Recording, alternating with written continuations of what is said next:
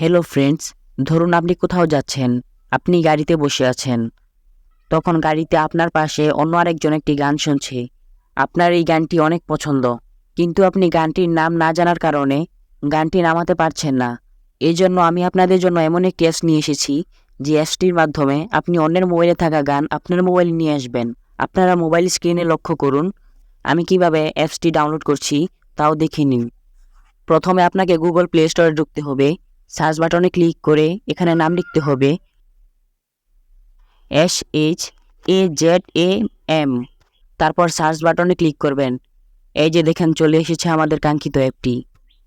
এই অ্যাপসটির মাধ্যমেই মূলত অন্যের মোবাইলে থাকা গান আপনার নিজের মোবাইলে নিয়ে আসতে পারবেন। প্রথমে আমরা অ্যাপসটি ডাউনলোড করে নিই। আমার এখানে লোডিং হচ্ছে, আপনারাও ডাউনলোড দিয়ে দিবেন। দেখুন, আমার এখানে অ্যাপসটি ডাউনলোড হয়ে গিয়েছে। এখন ওপেনে ক্লিক করবেন।